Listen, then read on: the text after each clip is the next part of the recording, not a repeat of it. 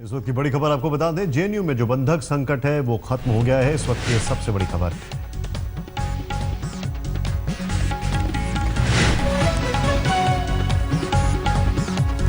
और सीधे चलते हैं, रोशनी हमारे साथ है। रोशनी, पूरी खबर बताएं।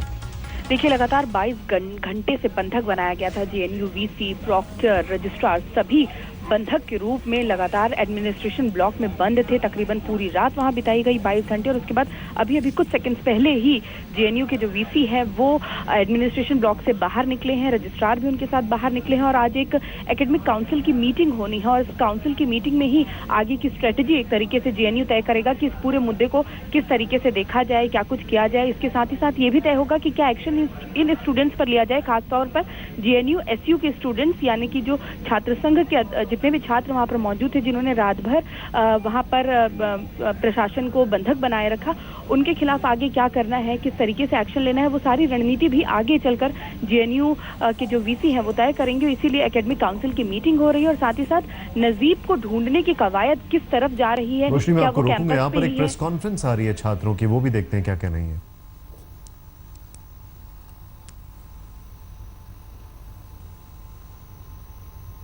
देख सकते हैं उसके अगले पेज में ये कॉपीज हम आपको देंगे अभी। इसमें फिर कासिम का लेटर है, कासिम जो उसका रूममेट है और जिसपे हमें सबसे ज्यादा शंका है कि उसका इन्वॉल्वमेंट उसके गायब करने में है। कासिम ने लेटर लिख के बोला है कि ये स्टूडेंट जो है इस पे स्ट्रिक्ट एक्शन लिया जाए और उसे आउट ऑफ बॉन्ड किया जाए हॉस्टल से। और उसके बाद वो स्टूडेंट जब गायब होता है, उसका मोबाइल, उसका वॉलेट, सब कुछ कासिम के पास था। तो जिस तरह से ये पूरा एक कॉन्स्पिरेसी नजर आ रही, पहले उस स्टूडेंट पे उनकी एक्शन लेने की बात वो करते हैं और जिस तरह एबीवीपी को इसमें लाया जा रहा है वो बहुत दुर्भाग्यपूर्ण है। एबीवीपी का इसमें कहीं पे कोई इन्वॉल्वमेंट नहीं है, एबीवीपी को जबरदस्ती इसमें खींचने की कोशिश हो रही है। दूसरा आर्ग्यूमेंट जो वहां पे निकल के आ रहा है उनका, एक मोहित पांडे बोल रहा लगातार कि वहां पे मॉब लिंचिंग हुई। मॉब लिंचिंग का मतलब होता है उसको मार देना। अगर वहां पे ऐसा बोला जा रहा है कि 20 लोगों ने मारा, 25 लोगों ने मारा, अगर उसे मारा गया है तो जेएनयू एसयू प्रेसिडेंट और जो एसएल के कन्वेनर हैं और साथ में वार्डन, उनका दायित्व था, उनका काम था कि वो उसका मेडिकल कराते।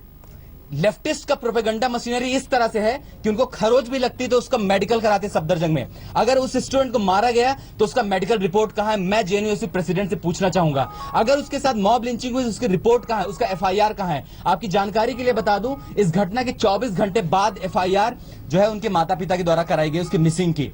तो ये जो पूरी एक कॉन्स्पिरेसी है, जो अलग टाइप के इलेक्शन आने वाले हैं और जिस तरह लेफ्ट के पॉलिटिशियंस की जो हिस्ट्री रही है लगातार कि पहले एक इशू क्रिएट करो और उस इशू पे वोट बैंक पॉलिटिक्स जो है के तहत एक पर्टिकुलर कम्युनिटी के साथ अपीजमेंट करो, उसे सिर्फ। और इनका एक चीज बता दूं, मैं इनकी दिलचस्पी किसी में नहीं, ना तो नजीब में है, ना तो 3 जो स्टूडेंट है जो उसके विक्टिम थे, उस दिन के विक्टिम थे, ना तो उनके साथ है। ये पूरी तरह से जो एक पूरा एक एनार्की वाला बिहेवियर शो कर रहे हैं। अब इसका मतलब यह है कि इनका जो लाल आतंक है वो दंतेवाड़ा और नक्सलबाड़ी से निकल के जेएनयू कैंपस तक पहुंच गया है। और हम जेएनयू कम्युनिटी से एक दरख्वास्त करते हैं कि अभी ये पार्टी पॉलिटिक्स से निकल के जरूरत है कि जेएनयू की जो एक इमेज है उस इमेज को सुधारने के लिए सारे स्टूडेंट कम्युनिटी साथ में आए और इनके जो अपॉर्चुनिस्ट पॉलिटिक्स है लगातार जो बदलती रही है।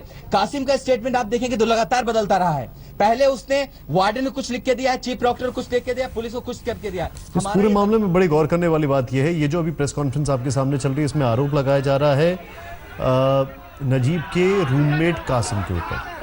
हालांकि कासिम, जब नजीब की माताजी से आज तक ने बातचीत की तो उन्होंने कहा कि रूममेट मौजूद था, मोबाइल फ़ोन, चप्पल वगैरह सब वहाँ पर थी। कई इसमें तर्क आ रहे हैं। मामले में इन्वेस्टिगेशन बहुत ज़रूरी हो गया है, खासकर जिस तरीके से अलग अलग यहाँ पर इस पूरे मामले में पहलू सामने निकल कर आ रहे हैं।